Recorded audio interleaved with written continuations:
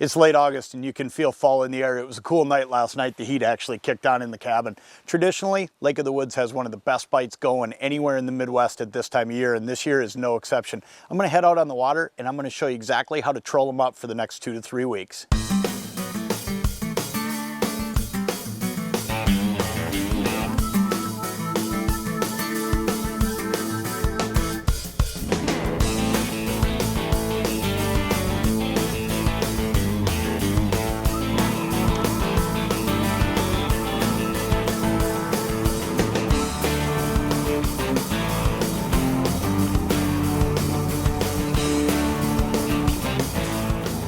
It's a great way to start the morning.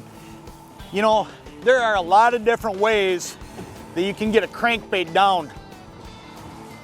Today I so happen to be running downriggers, but you know, you can come out here and you can run crankbaits on leadcore. You can run crankbaits with like a 3-ounce bottom bouncer and a 10 to 20 foot leader and drop it down there, or you can run downriggers like I'm running here.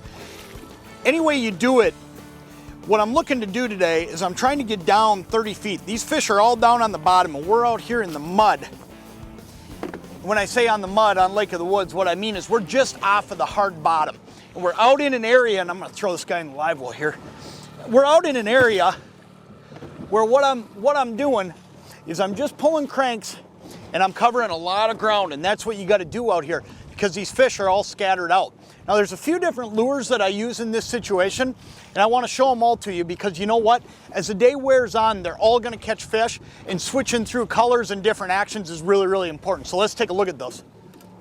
That fish I just got, I got that on a Cotton Cordell Wally stinger. And this is a really neat lure because it gives you that bigger, longer profile, and it gives off a lot of flash. Now I've got 3 different colors that I just love up here on Lake of the Woods. One of them's this gold, but then anything in a chrome is always good as well. And then I always like something bright, something in that fire tiger or those greens. This is actually gold perch. Any one of these 3 colors in a Wally stinger is just dynamite up here. Then I got another go-to, and that's the Lindy Shadling. And I'll tell you what's so special about the Lindy Shadling. I've got all kinds of different colors here that I'm using this morning, and I'll just cycle through colors throughout the day. But what's great about the Shadling is it gives me that shad profile, and these fish out here are eating shiners, so this is really close to it. And then it also has rattles.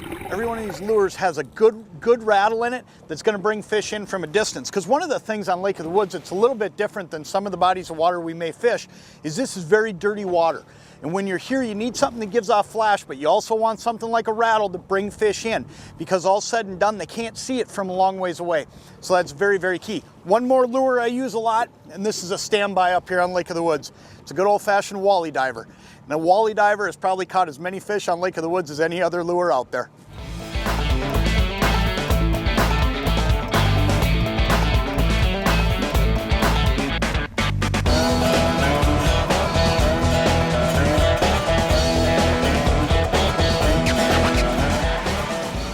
That's a good one.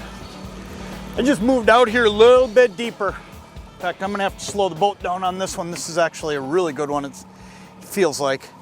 I just moved out here deep though.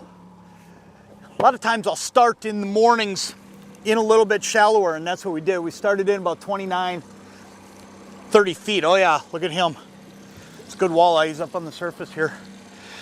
But we started in shallower, and you know, we do that every day.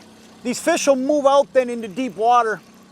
And sometimes it's not a question of even the fish moving out as much as the fish that are out here start firing.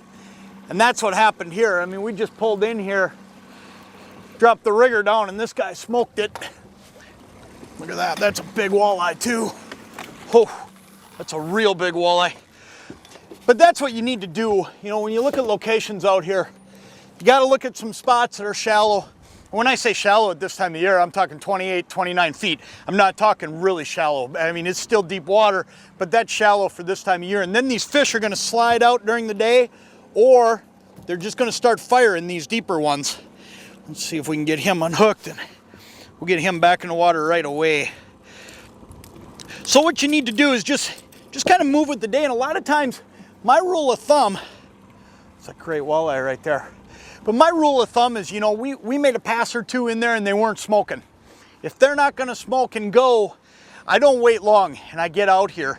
And as you can see, this fish, these guys are all ready to go. I'm gonna just flop this guy in. And I wanna show you something. When I'm trolling and I let a fish go, I don't set him in.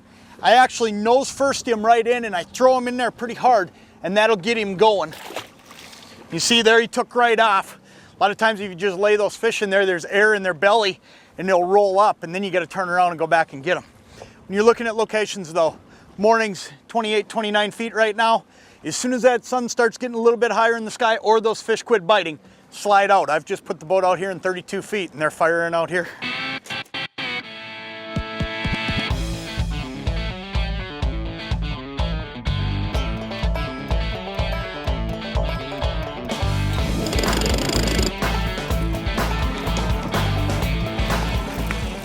Looks like we got another good dinner fish here. You know, you get so many of these, get to a point where you don't even net them. That's a great table fare fish right there. But you know, I think the key to catching all these fish is just keeping up with colors and speed. I've switched through lures pretty fast this morning. You know, this one's on a gold shadling. I kind of got it dialed in now to where this morning, and I suppose it's because that sun's real high in the sky and the wind's been blowing a little bit the last couple days, they're looking for something shiny, and that walleye's tuned into gold. So whether I've got that walleye stinger out there or the shadling, gold seems to be the best color. The other thing I'm doing that's a little different than what a lot of people may think of traditionally when they think about trolling is I'm going pretty fast. I'm going 2.5, 2.6 miles an hour, and that's another key to the catch. You need to be able to keep up with your speed out here. When you're in deep water, you're trying to trigger a strike. You got to remember, these fish can't see that lure from very far away, so you're trying to bring them into you, and speed is always something that's going to help you get them.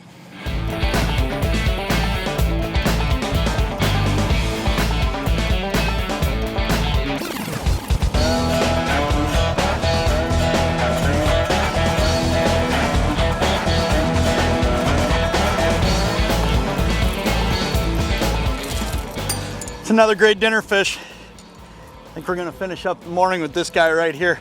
Hey, for more current and up-to-date information, check back with us next week. I'm John Thielen. We'll catch you on the water.